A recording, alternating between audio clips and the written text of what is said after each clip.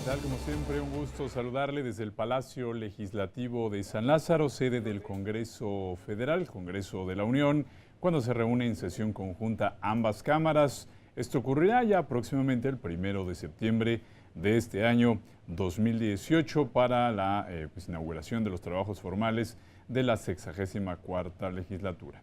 Vamos de inmediato con todos los detalles de lo ocurrido en nuestro Congreso Federal.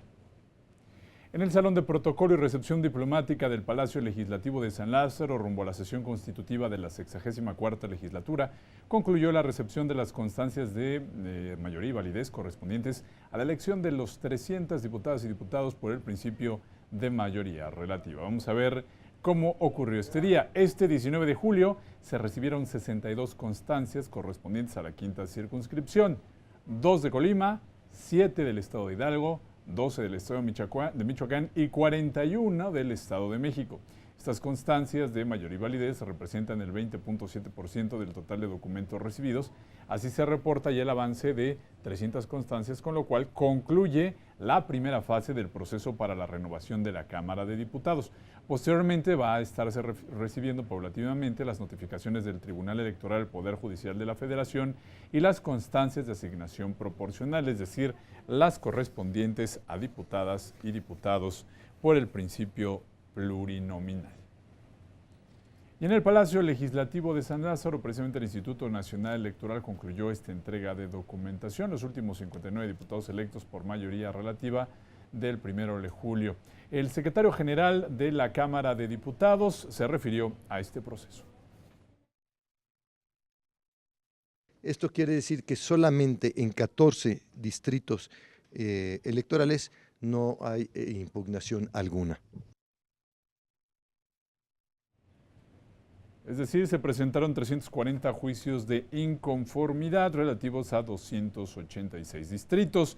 También el secretario general se refirió a lo que será la designación de diputados plurinominales por parte del INE y su acreditación aquí en San Lázaro.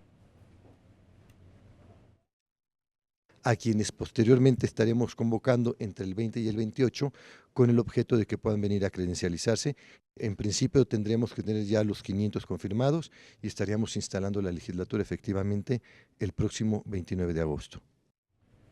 Bueno, la reforma electoral del año 2014 introdujo la figura de casilla única, cuyo propósito es facilitar la emisión del voto y reducir el costo de las elecciones. Los presidentes de los consejos distritales que acudieron a entregar documentación electoral se refirieron a este tema. La casilla única se implementó de manera previa a la reforma constitucional del año 2014 en diversos procesos electorales organizados por el Instituto Federal Electoral y los órganos electorales estatales. Se registraron experiencias exitosas en operación de la casilla única en los estados de Guanajuato, Jalisco, Nuevo León, San Luis Potosí y sobre todo Colima durante los procesos electorales coincidentes desarrollados entre los años 1991 y 2012. La evaluación del modelo de casilla única 2015 abonó al aprendizaje institucional en 2 rubros. Confirmó las ventajas que ofrece la casilla única a las y los electores al facilitarles el ejercicio de su derecho a sufragar, al ser atendidos por una sola mesa directiva de casilla. Por otra parte, la evaluación sobre el funcionamiento de las casillas únicas instaladas en el 2015 permitió identificar un área susceptible de mejora en la realización de los escrutinios y cómputos de casillas de las elecciones federales y locales de forma simultánea. Los mecanismos que se implementan para que se hagan los cómputos en paralelo, el de la elección federal y la elección local, nos tiene que permitir seguir trabajando en este sentido. La elección debe ser en una sola fecha y no desgastar a la población en tantas campañas. Para el pasado proceso electoral, el modelo de casilla única buscó ofrecer soluciones a un conjunto de desafíos de carácter operativo ante la complejidad de elecciones que concurrieron en su espacio, destacando para 2018 el caso de 9 entidades federativas en las que se recibió en la casilla única el voto ciudadano de hasta 6 elecciones diferentes, tomando en consideración federales y locales. Que por primera vez en el estado de Oaxaca hubo una elección concurrente, 3 elecciones federales y 2 elecciones locales, y además una logística diferente y que trajo también el cómputo simultáneo por primera vez y la publicación de los resultados al cierre de la casilla y del escrutinio y cómputo, que me parece que sí fue por esta ocasión un poquito más lento, pero con mayor certeza. La reforma electoral de 2014 introdujo en la Ley General de Instituciones y Procedimientos Electorales la figura de la casilla única, la cual, en razón de la homologación de los calendarios de las elecciones locales para lograr su concurrencia con la celebración de las federales, tuvo, entre otros propósitos, facilitar a la ciudadanía la emisión del voto y reducir el costo de las elecciones. Se puso una sola mesa y ahí se dieron las 6 boletas, las 3 federales y las 3 locales, y al final de la jornada electoral en cada mesa se dividieron 2 mesas para hacer el escrutinio y cómputo, en una mesa el federal y en otra el local, pero hasta que terminaran los cómputos de las 6 elecciones salían los 2 paquetes electorales, tanto el federal como el local.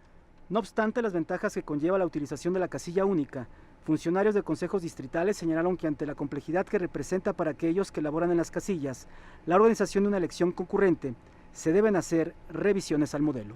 Es muy complejo para un funcionario de casilla estar tantas horas en una casilla. Yo le puedo comentar que, por ejemplo, el último paquete que recibí, estando en la capital del estado de Yucatán, fue a las 6 de la mañana con 36 minutos, del 2 de julio, cuando tú tuviste un funcionario desde las 7:30 de la mañana del 1 de julio.